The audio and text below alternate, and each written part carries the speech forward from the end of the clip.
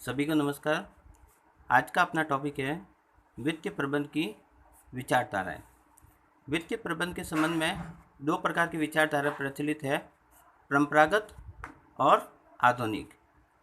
परंपरागत यानी कि ट्रेडिशनल थॉट के अंदर अपन देखते हैं तो वित्तीय प्रबंध का जो प्रमुख कार्य माना गया था वो था कोषों या फंड की व्यवस्था करना। अर्थात परंपरागत विचारधारा में यह माना जाता था कि वित्तीय प्रबंधक का मुख्य कार्य केवल कोषों की व्यवस्था करने तक ही सीमित है, मतलब यही तक इसका कार्य माना गया था। इस प्रकार हम देखते हैं कि परंपरागत विचारधारा के अंतर्गत पूंजी शक्ति के साधनों को या संस्थागत स्रोतों को एकत्रित करना और सबसे महत्वपूर्ण केवल प्रचलित व्यवहारों के अध्ययन को प्रमुखता दी गई थी। इस विचारधारा में हम देखते हैं जो प्रमुख विद्वान थे उसमें प्रमुख नाम है थॉमस एल ग्रीन, मीड, डेविंग इत्यादि। जो इसका समय काल 1897 से 1950 के बीच में माना जाता है।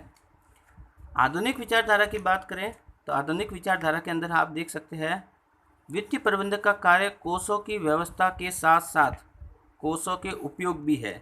यानी परंपरागत विचारधारा में जहां हम केवल व्यवस्था तक ही सीमित थे, आधुनिक विचारधारा में हम व्यवस्था के साथ साथ उन कोषों के उपयोग को भी शामिल करते हैं।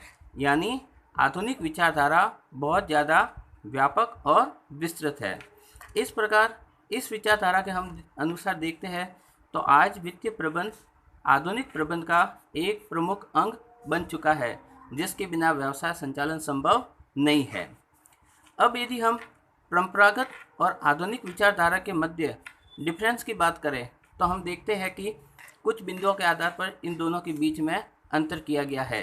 जैसे उसके स्कोप को लेकर तो परंपरागत विचारधारा का स्कोप वर्णनात्मक और संकुचित था।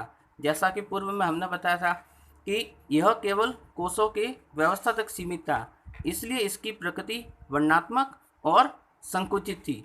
जबकि आधुनिक विचारधारा की बात करें तो यह एनालिटिकल और ब्रॉड अप्रोच है। लिमिटेशन की बात करें तो चूंकि परंपरागत विचारधारा के अनुसार वित्तीय प्रबंध अनियमित कार्य था, अर्थात कभी कभार किया जाने वाला कार्य, जबकि आधुनिक विचारधारा के अनुसार वित्तीय प्रबंध एक कंटिन्यू और रेगुलर वर्क है जो संस्था में नियमित रूप से होता रहता है। यदि बात डिसीजन की जाए तो परंपरागत विचारधारा के अनुसार इसकी निर्णय में सक्रिय भूमिका नहीं थी, जबकि आधुनिक विचारधारा की सक्रिय भूमिका है, मतलब ये एक्टिवली इसमें पार्टिसिपेट करता है। इसके फंक्शन की बात करें तो इसका कार्य केवल फंड की व्यवस्था करना था, जबकि यह फंड की व्यवस्था के साथ साथ उसके यूटिलाइज को भी कंबाइन करता है।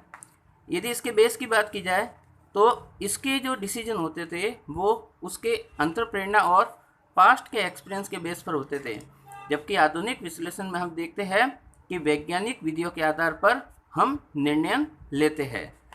टाइम पीरियड के अनुसार देखें तो परंपरागत विचारधारा केवल कोषों की व्यवस्था पर बल देती थी, इसलिए यह लॉन्ग टर्म में बिलीव करती थी, जबकि आधुनिक विचारधारा शॉर्ट टर्म और लॉन्ग टर्म दोनों पर जोर देती है।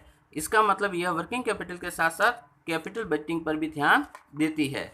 इस प्रकार हम निष्कर्ष में कह सकते हैं कि वर्तमान की आधुनिक विचारधारा बहुत ही ज़्यादा विस्तृत व्यापक है, जो न केवल व्यवसाय का एक प्रबुद्ध अंग है बल्कि यह वैज्ञानिक सोच पर भी आधारित है। यदि आपको कोई डाउट हो